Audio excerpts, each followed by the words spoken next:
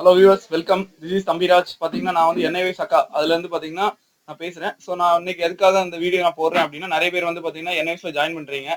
So join பண்ணுறவங்க வந்து பார்த்தீங்கன்னா வேரியஸ் கேட்டகரியிலேருந்து ஜாயின் பண்ணுறாங்க. சில பேர் வந்து ஸ்டேட் போர்டில் ஃபெயில் ஆகிட்டு ஜாயின் பண்ணுறாங்க. சில பேர் வந்து பார்த்தீங்கன்னா சிபிஎஸ்சியில் ஃபெயில் ஆகிட்டு ஜாயின் பண்ணுறாங்க. சில பேர் வந்து சிபிஎஸ்சியில் 11th 9th ஃபெயில் ஆகிட்டு ஃப்ரெஷ்ஷாக படிக்கிறத ஜாயின் பண்ணுறாங்க. ஸோ இது இவங்க எல்லாருக்கும் ஒரு டவுட் இருக்கும், எந்த ஸ்ட்ரீமில் நம்ம என்ஐவிஎஸ்ல அட்மிஷன் பண்ணுறது. பிகாஸ் என்ஐவிஎஸ்ல வந்து பார்த்தீங்கன்னா 10th and 12th வந்து நிறைய ஸ்ட்ரீம்ஸ் இருக்குது. ஸோ எந்த ஸ்ட்ரீம்ஸில் நம்ம அட்மிஷன் பண்ணுறதுன்னு சொல்லிட்டு ஒரு வீடியோ வந்து நாங்கள் ப்ரொஜெக்ட் பண்ணுறோம். ஸோ வந்து பார்த்தீங்கன்னா இந்த வீடியோ வந்து நீங்கள் மறக்காம பாருங்க. ஏதாவது கமெண்ட்ஸ் இருந்தால் கீழே கொடுங்க. மறக்காம சப்ஸ்கிரைப் பண்ணுங்க. தேங்க்யூ. வணக்கம் வியூவர்ஸ். ஸோ நான் வந்து பார்த்தீங்கன்னா NIV general admission criteria for second and senior secondary கோர்சஸ்க்கு வந்து பார்த்தீங்கன்னா ஒவ்வொரு ஸ்ட்ரீமை பற்றி எக்ஸ்பிளைன் பண்ணுறேன். ஓகேங்களா? ஸோ டைப்ஸ் ஆஃப் ஸ்ட்ரீம் முதல்ல வந்து பார்த்தீங்கன்னா ஸ்ட்ரீம் 1 பிளாக் 1. இது வந்து பார்த்தீங்க அப்படின்னா அட்மிஷன் பீரியட் வந்து பார்த்தீங்கன்னா மார்ச் 16லேருந்து செப்டம்பர் 15க்குள்ளே போடணும். இதில் யார் எலிஜிபிள் அப்படின்னா, நீங்கள் 8th பாஸ் ஆகிருக்கலாம், ஓகே, இல்லைனா 9th ஃபெயில் ஆகிருக்கலாம், இல்லை 10th ஃபெயில் ஆகிருக்கலாம், இல்லை 11th ஃபெயில் ஆகிருக்கலாம். அப்படி இல்லை என்கிட்ட வந்து சார் என் பர்த் சர்டிஃபிகேட் கூட இல்லை, என்னை நான் வந்து சுத்தமாக படிக்கவே இல்லை, நான் மதர்ஷாலேருந்து வரேன், 6ஆம் கிளாஸ் படிக்கும் போதே எங்கள் ஸ்கூல்லேருந்து டிஸ்கண்டினியூ பண்ணிட்டு நான் இப்போ வந்துட்டு, ஆனால் எனக்கு ஏஜ் வந்து 16 வயசு முடிஞ்சிடுச்சு அப்படின்னா நீங்கள் வந்து இந்த ஸ்ட்ரீம் 1 பிளாக் 1க்கு எலிஜிபிள். அதே மாதிரி ஸ்ட்ரீம் 1 பிளாக் 2க்கும் எலிஜிபிள். ஆனால் ஸ்ட்ரீம் 1 பிளாக் 1க்கும் ஸ்ட்ரீம் 2 பிளாக் 2க்கும் வந்து பார்த்தீங்கன்னா அட்மிஷன் பீரியட் வந்து பார்த்தீங்கன்னா ரவுண்ட் த இயர் பண்ணலாம். மார்ச் 16லேருந்து செப்டம்பர் 15க்குள்ளே பண்ணினீங்கன்னா அது ஸ்ட்ரீம் 1 பிளாக் 1.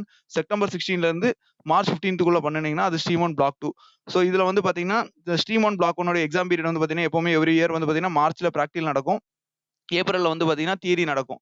அதே மாதிரி ஸ்ட்ரீம் 1 பிளாக் 2 வந்து பார்த்தீங்கன்னா அதுலேருந்து ஒரு 6 மந்த் அக்டோபரில் வந்து பார்த்தீங்கன்னா உங்களுக்கு வந்து தியரி எக்ஸாம்ஸ் நடக்கும். அதுக்கு முந்தின மாதம் செப்டம்பரில் வந்து உங்களுக்கு ப்ராக்டிகல் நடக்கும். ஸோ ரிசல்ட் எப்போ டிக்ளேர் ஆவாங்க அப்படின்னா, அதுலேருந்து வந்து பார்த்தீங்கன்னா ஃபைனல் எக்ஸாம்ஸ் என்னைக்கு முடியுதோ, தியரி எக்ஸாம்ஸ் ஃபைனல் எக்ஸாம்ஸ் என்னைக்கு முடியுதோ அதுலேருந்து 6லேருந்து 7 வாரம் கழிச்சு ரிசல்ட் டிக்ளேர் பண்ணுவாங்க. ஐ மீன் ஜூன், எவ்ரி இயர் ஜூனில் வந்து இப்போ ஏப்ரல் எக்ஸாம் நடந்துச்சு அப்படின்னா ஜூனில் வந்து உங்களுக்கு ரிசல்ட் டிக்ளேர் பண்ணிடுவாங்க. அதே வந்து ஸ்ட்ரீம் 1 பிளாக் 2 அப்படின்னு எடுத்துட்டீங்கன்னா அக்டோபரில் உங்களுக்கு நவம்பர் எக்ஸாம்ஸ் வந்து கம்ப்ளீட் ஆகுது அப்படின்னா டிசம்பர் 15th, ஓகேங்களா, கிறிஸ்மஸ் வந்து உங்களுக்கு வந்து பார்த்தீங்கன்னா உங்களுக்கு வந்து ரிசல்ட் டிக்ளேர் ஆயிரும். ஸோ வந்து பார்த்தீங்கன்னா இதில் வந்து பார்த்தீங்கன்னா ஒரு லைன் நான் கொடுத்துருப்பேன், DMA to full pass mark அப்படின்னு சொல்லி கொடுத்துருப்பேன்.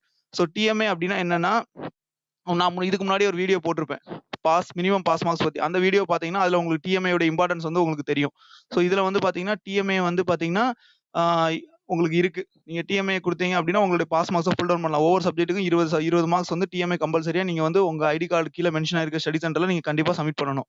அதே மாதிரி ட்ரான்ஸ்ஃபர் ஆஃப் கிரெடிட் வந்து ஃப்ரெஷ் லேர்னர் கிடையாது.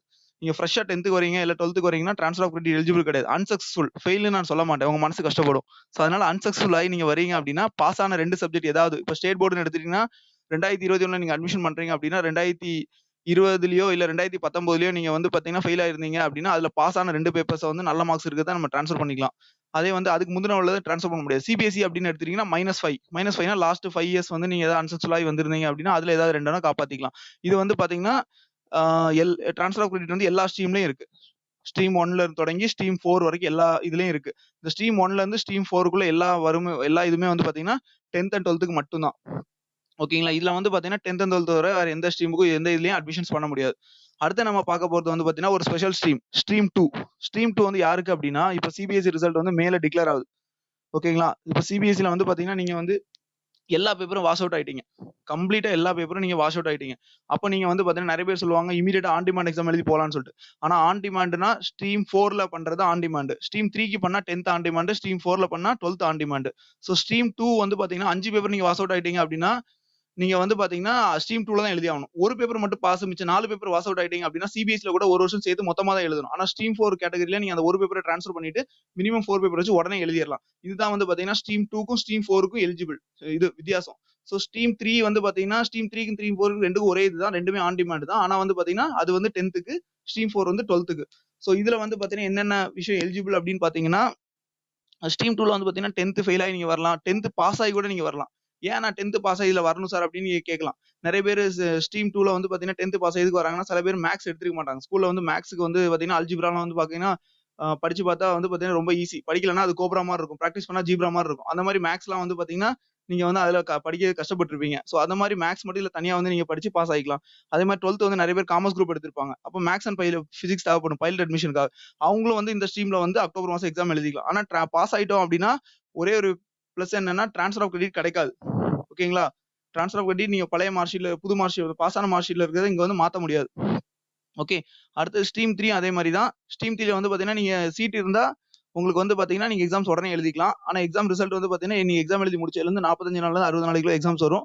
டிஎம்ஏ கிடையாது. இந்த ஸ்ட்ரீம் 2, ஸ்ட்ரீம் 4, ஸ்ட்ரீம் 3 இதுக்கு வந்து டிஎம்ஏ கிடையாது. ஆனா ட்ரான்ஸ்ஃபர் ஆஃப் கிரெடிட் ஆப்ஷன் இருக்கு. ஓகேங்களா? ஸோ இந்த சார்ட்டை வந்து நீங்க வந்து இதுக்கப்புறம் நான் எக்ஸ்பிளைன் பண்ண வச்சும் நீங்க பார்த்தீங்க அப்படின்னா உங்களுக்கே புரியும். தேங்க்யூ.